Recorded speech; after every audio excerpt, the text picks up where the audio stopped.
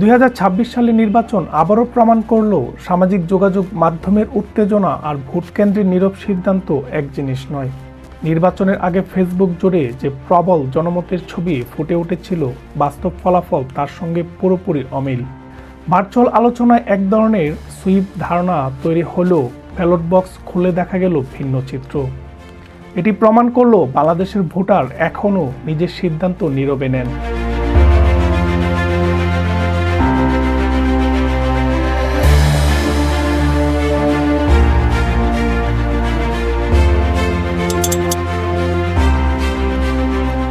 BNP জোট শক্ত অবস্থানে সরকার গঠন করেছে।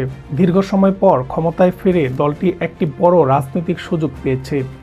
তারেক রহমানের ভূমিকা বিশেষভাবে আলোচনায় এসেছে।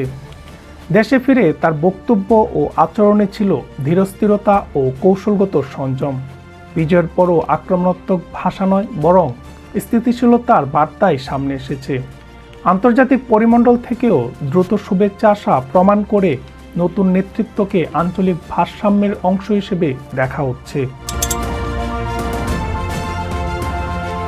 2008 সালের নির্বাচনের ফল অনেকের কাছে একটি মানদণ্ড। সেই প্রেক্ষাপটে এবারের ফল বিশ্লেষণ করলে দেখা যায়, সংখ্যায় কিছু পার্থক্য থাকলেও রাজনৈতিক বাস্তবতা এখন বহুমাত্রিক।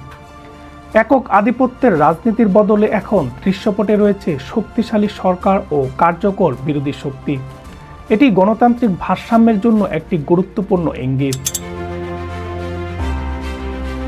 জামায়াতে ইসলামী সরকার গঠন করতে পারেনি, কিন্তু উল্লেখযোগ্য সংখ্যক আসন পেয়ে তারা সংসদে গুরুত্বপূর্ণ সিদ্ধান্ত নিতে কার্যকর ভূমিকা রাখতে পারবে।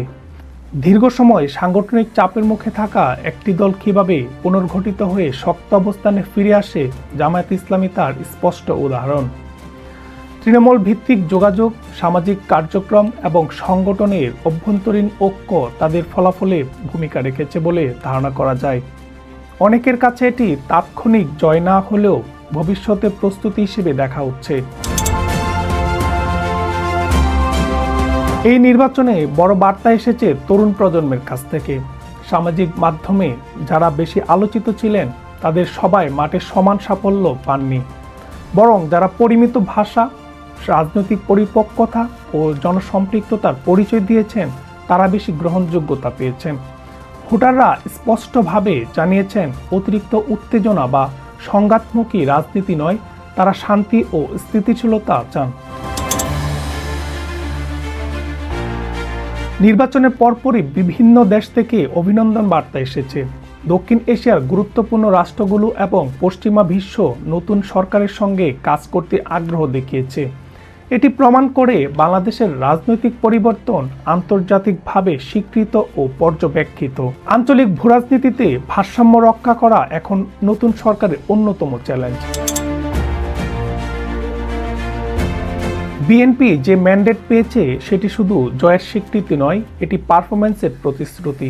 দীর্ঘ সময় বিরোধী দলে থাকার পর এখন প্রশাসনিক দক্ষতা, দুর্নীতিমুক্ত শাসন ও অর্থনৈতিক স্থিতিশীলতা নিশ্চিত করা তাদের জন্য বড় পরীক্ষা। জনগণ পরিবর্তন চেয়েছে, সেই পরিবর্তনে বাস্তব রূপ দেখতে চায় সাধারণ জনগণ। সংসদে শক্ত অবস্থানে থাকা জামায়াতের জন্য একটি নতুন অধ্যায় সূচনা হলো।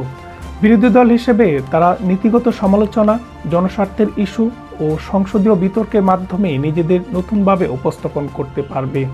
রাজনৈতিক বাস্তবতায় কখনো তাৎক্ষণিক জয় নয়, বরং দীর্ঘমেয়াদী অবস্থান তৈরি করায় বড় কৌশল হয়ে দাঁড়ায়।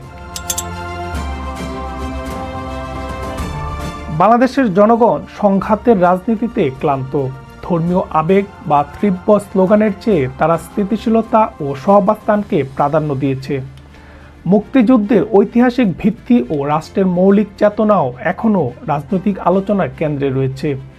ইতিহাসকে পাশ কাটিয়ে দীর্ঘমেয়াদী গ্রহণযোগ্যতা অর্জন করা কঠিন, এ বাস্তবতা আবারও স্পষ্ট হয়েছে। সব মিলিয়ে 2026 সালের নির্বাচন বাংলাদেশের রাজনীতিতে নতুন ভারসাম্যের সূচনা করেছে। একদিকে সরকারের জন্য কার্যকর শাসনের পরীক্ষা, অন্যদিকে বিরোধী শক্তির জন্য সংগঠিত প্রস্তুতির সময়। সবচেয়ে বড় কথা, সাধারণ মানুষ এখন আগের চেয়ে অনেক বেশি সচেতন। তারা পর্যবেক্ষণ করছে, মূল্যায়ন করছে, প্রয়োজনে নতুন নতুন সিদ্ধান্ত নিতে প্রস্তুত। ফাস্ট টকের পক্ষ থেকে তারেক রহমানকে অভিনন্দন। আগামী দিনগুলোতে শান্তি, স্থিতিশীলতা ও গণতান্ত্রিক চর্চাই হোক বাংলাদেশের রাজনীতির মূল অগ্রাধিকার।